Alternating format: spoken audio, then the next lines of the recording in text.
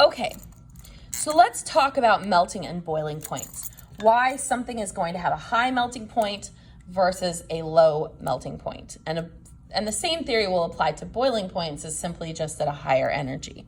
Okay, so first of all, let's look on the ionic side of things. Now, if you recall, an ionic compound is going to be where we have alternating ions.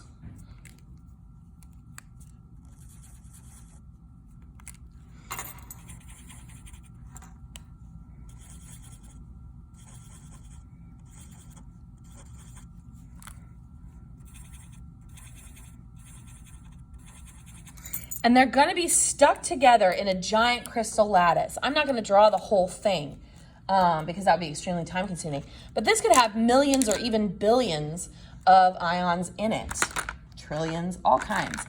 Now, the important thing to remember is that in an ionic compound, we have an attraction between every single ion. So there's an attraction there, there's an attraction here, an attraction here, and here, and here, and here, and here, here, and here, and here.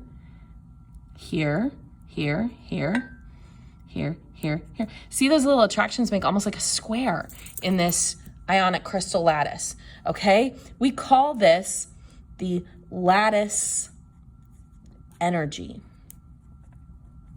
So if I'm going to melt this, it's being held really rigidly together in this crystal, okay? In order for me to melt this, I've got to break all of these interactions.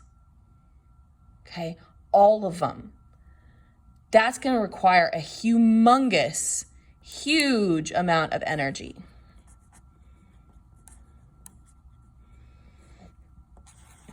Okay, huge amount of energy. Okay, so let's hop over and talk about covalence.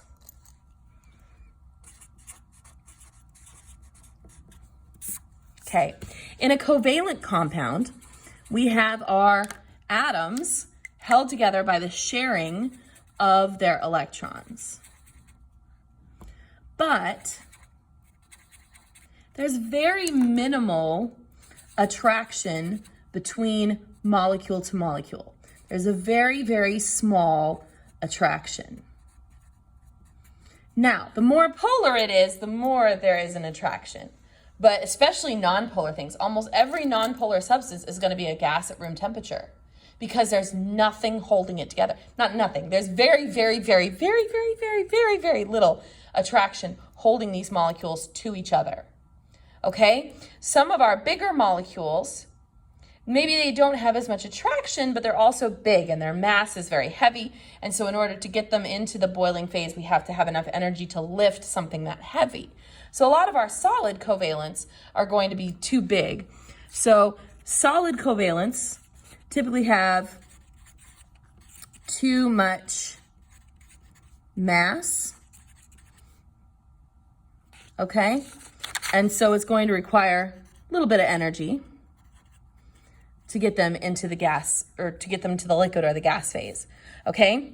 Liquid covalents typically have less mass, okay? So it's going to require less energy, okay? And then a lot of our covalents are already in the gas phase at room temperature because there's so little attraction between the molecules that it requires very, very little energy to get us there.